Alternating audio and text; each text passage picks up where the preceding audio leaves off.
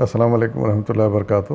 اس وقت میں آپ کے سامنے سورہ الاعراف کی آیت نمبر 57 اور 58 یعنی 57 اور 58 کا ترجمہ لے کر حاضر ہوں۔ سماعت فرمائیے۔ اعوذ باللہ من الشیطان الرجیم، بسم اللہ الرحمن الرحیم۔ اور وہ اللہ ہی ہے جو ہواؤں کو اپنی رحمت کے آگے آگے خوشخبری لیے ہوئے بھیجتا ہے، اور جب وہ ہوائیں پانی سے لدے ہوئے بادل اٹھا لیتی ہیں تو انہیں کسی مردہ زمین کی طرف حرکت دیتا ہے، اور وہاں بارش برسا کر اس مری ہوئی زمین سے طرح طرح کے پھل نکال لاتا ہے۔ دیکھو، اس طرح ہم مردوں کو حالت موت سے نکالتے ہیں، شاید کہ تم اس مشاہدے سے سبق لو۔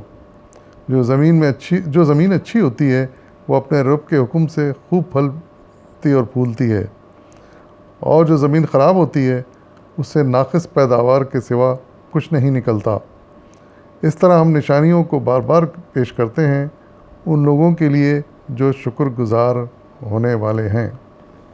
صدق اللہ العظیم۔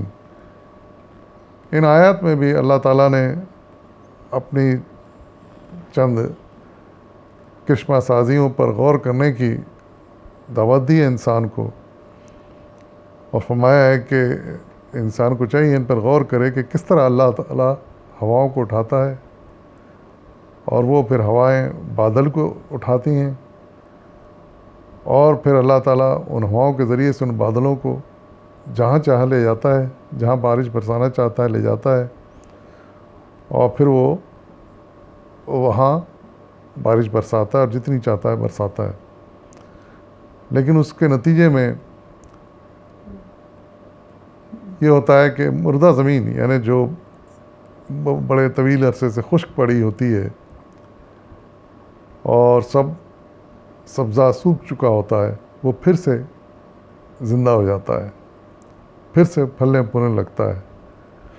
یہ منظر اگر ہم غور کریں اور کبھی دیکھنے کا اتفاق ہو تو واقعی حیرت انگیز ہوتا ہے کہ چٹیل زمین، ریت ہی ریت، لیکن جب بارش اس پر پڑتی ہے تو وہ ایسا سبزہ اگاتا خود بخود زمین میں سے کہ جس کو طبیعت دیکھ کر خوش ہو جاتی ہے، اور بے اختیار کہنے کا دل چاہتا ہے کہ واہ ہے قدرت، سبحان اللہ۔ تو اسی چیز کی اللہ تعالیٰ یہاں دعوت دے رہے ہیں کہ غور کریں کہ کس طرح مردہ زمین سے وہ اللہ تعالیٰ سبزہ اگا دیتے ہیں۔ تو یہ ایک طرح کا اشارہ ہے کہ اسی طرح انسانوں کو بھی جو مر کے اس مٹی میں کہیں مل گئے ہیں، ایک وقت آئے گا کہ اللہ تعالیٰ کے حکم سے وہ بھی زندہ ہو کے زمین سے باہر نکل آئیں گے۔ اور پھر یہ ایک اشارہ فرمایا گیا ہے کہ جو زمین خراب ہوتی ہے اس سے ناقص پیداوار کے سوا کچھ نہیں نکلتا، یعنی جو انسان فطرتاً خراب ہوتے ہیں اور اپنی برائیوں کو دور نہیں کرنا چاہتے اور برائیوں میں ہی ڈوبے رہنا چاہتے ہیں، تو ان پر اللہ تعالیٰ کی یہ آیتوں کی جو برسات ہو رہی ہے، اس کا فضل و کرم ان آیتوں کے ذریعے سے ہم پر برس رہا ہے۔ ہم ان میں سے بعض سبق نہیں لیتے، ان کو سمجھنے کی کوشش نہیں کرتے اور اس کی قدرت کے قائل نہیں ہوتے۔ تو ایسے لوگوں کی طرف اشارہ ہے کہ بارش کے باوجود بھی اسے اچھی پیداوار نہیں ہوتی۔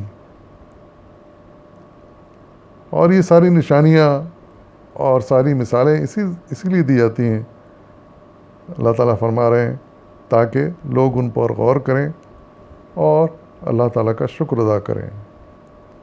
اللہ تعالیٰ ہم سب کو ان پر غور کرنے اور اس کی بے پناہ قدرت کا شکر ادا کرنے کی توفیق عطا فرمائے۔